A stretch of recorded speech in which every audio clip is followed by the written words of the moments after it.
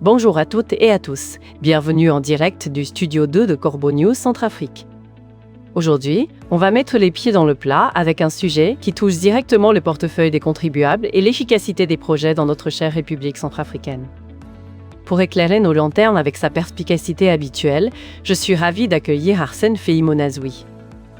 Bonjour Adèle et bonjour à tous nos auditeurs. C'est un dossier épineux que tu me confies là, mais il est crucial de le mettre en lumière.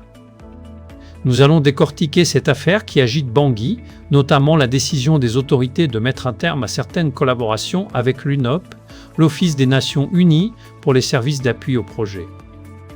Oui, Arsène, c'est une onde de choc. Les autorités de Bangui demandent carrément à la Banque mondiale de cesser toute nouvelle coopération avec l'UNOP. Pourquoi une telle décision? Est-ce une déclaration de guerre aux partenaires internationaux? D'après les informations que nous avons, Adèle, cette décision des autorités centrafricaines fait suite à des retards importants constatés dans l'exécution de plusieurs projets d'infrastructures. On parle notamment de chantiers essentiels dans le nord-est du pays. Le ministre de l'Économie, du Plan et de la Coopération internationale, Marc Mandaba, a même envoyé une lettre formelle à la Banque mondiale le 24 août 2026. Une lettre officielle. Ça montre bien que l'impatience est à son comble. Mais dis-moi, Arsène, cette décision, elle sort de nulle part ou il y a eu des signaux avant-coureurs? Oh non, Adèle, ce n'est pas une surprise pour qui suit un peu ce qui se passe sur le terrain. Cette mise au point intervient après plusieurs années de difficultés autour de projets financés par les partenaires internationaux. L'administration reproche à l'UNOP de ne pas avoir honoré certains de ses engagements envers les entreprises locales mobilisées pour les travaux, comme l'Office national du matériel et le groupement matière Sophia-TP. Donc, des entreprises locales sont en attente, les travaux n'avancent pas et la patience des autorités s'épuise. On parle de quel type de projets qui sont à l'arrêt, Arsène?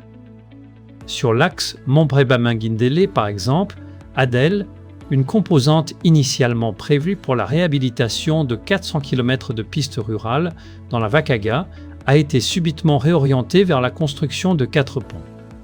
Malgré des ajustements financiers et une prolongation de l'accord jusqu'à fin 2027, les résultats espérés restent largement insuffisants selon les autorités. C'est incroyable d'entendre ça, Arsène. Des fonds réaffectés, des délais prolongés et au final, rien n'avance. Est-ce que cette décision contre l'UNOP ne cacherait pas une question plus vaste sur la gestion des financements internationaux chez nous? C'est une excellente question, Adèle. La réaction des autorités est compréhensible. Quand un projet financé par des ressources extérieures ne livre pas les infrastructures promises, la population attend des routes, des ponts, des ouvrages fonctionnels. Il ne voit pas l'argent des conventions si les travaux restent inachevés. La vraie question, c'est de savoir si le problème se limite au choix de l'UNOP ou si cela révèle une faiblesse structurelle bien plus ancienne dans la gestion des projets financés par les bailleurs. Tu touches un point sensible, Arsène. Parle-nous de ces faiblesses structurelles. Quels sont les précédents qui te font dire ça? Les précédents, Adèle, montrent que les difficultés ne datent pas de l'UNOP. Elles concernent aussi des marchés confiés à des entreprises nationales et des projets sous la responsabilité de structures centrafricaines. L'axe Bosantele-Bozoum en est un exemple criant. Cette route, longue d'environ 80 km, est toujours dans un état déplorable, alors que des financements avaient été mobilisés pour sa réhabilitation. Le dossier Bosantele-Bozoum, on en a déjà parlé ici, c'est une histoire de fonds dilapidés, n'est-ce pas? Exactement, Adèle. Une enquête de Corbeau News sur ce dossier avait permis d'identifier l'entreprise fictive bénéficiaire du marché, ainsi que son responsable, Symphorien Mapenzi. Et figure-toi, ce monsieur est un proche parent du chef de l'Assemblée nationale et occupe aujourd'hui le poste de premier vice-président de cette institution. Ah oui, la proximité avec le pouvoir, ça nous rappelle toujours que certains ont des passe-droits. Mais alors, qu'est-il advenu de ce dossier Mapenzi? Il a rendu les comptes ou l'affaire a été étouffée? Le dossier Mapenzi reste sans réponse complète. À l'époque où l'affaire était examinée à l'Assemblée nationale, Martin Ziguele, alors à la tête de la commission des finances, avait demandé des éclaircissements. Il avait notamment sommé Symphorien Mapenzi de reprendre les travaux ou, à défaut, de restituer les fonds. Mapenzi avait contesté le montant qui lui était attribué et prétendait n'avoir pas reçu l'intégralité des ressources. Or, il a bel et bien reçu la totalité des fonds sans rien faire. C'est tout à fait étonnant, Arsène. Donc, il y a eu un problème clair, un coupable identifié, et pourtant, la route est toujours impraticable. On se demande où sont passés les fonds. Est-ce que d'autres routes ont subi le même sort? Absolument, Adèle. La route Boar-Bozoum pose les mêmes interrogations sur la capacité des opérateurs nationaux à mener à bien des projets financés par l'extérieur. Des travaux avaient été engagés par l'entreprise Semence sur cet axe, toujours avec des financements internationaux. Comme la route Bossantele-Bozoum, rien n'est fait sur l'axe Boar-Bozoum. Et si on jette un peu de regard sur la capitale, la situation est encore plus grave avec des entreprises fictives qui ne font pratiquement rien. C'est une litanie d'échecs, Arsène, et tu me dis que quand il s'agit d'entreprises liées au régime, les autorités ferment les yeux? C'est exactement ça, Adèle. Le problème n'est donc pas seulement celui d'un opérateur international qui ne respecterait pas ses obligations.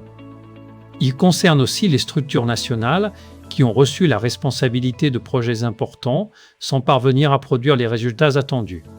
Mais si ce sont des entreprises créées par des proches du régime en place, les autorités, en un mot le régime, restent muettes.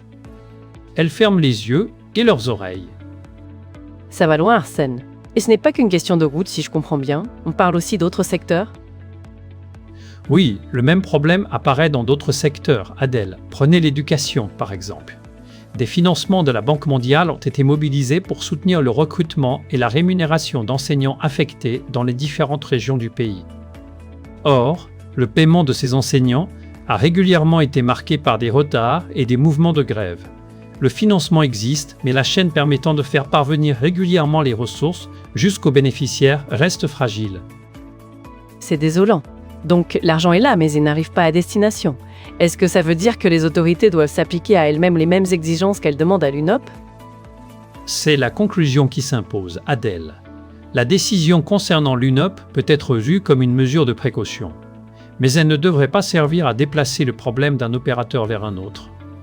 Si les autorités estiment aujourd'hui que les mécanismes de gestion de l'UNOP ne garantissent plus l'efficacité et la transparence, elles devront également expliquer quel dispositif remplacera l'agence et comment ce nouveau mécanisme évitera les mêmes dérives. Les habitants de Ndélé, Ouada, Bresse, Bozoum, Bossamtele ou Bouar ont le même droit à des infrastructures fonctionnelles. Que le financement soit géré par une agence des Nations Unies ou par une entreprise centrafricaine, le résultat attendu reste le même, une route construite, un pont livré et un ouvrage effectivement utilisable. C'est une exigence de transparence et d'équité que nous devons tous porter. Un grand merci, Arsène Feimonazoui, pour cette analyse pointue et décapante. Merci Adèle. Et pour nos auditeurs, cet article passionnant a été rédigé par notre directeur de publication, Alain Zillot. N'oubliez pas, pour nous contacter, notre numéro WhatsApp et téléphone est le +136 75 2 2 772 ou le +136 75 ou le +136 67 008. Restez connectés à Corbeau News Centrafrique pour une information libre et incisive. À bientôt.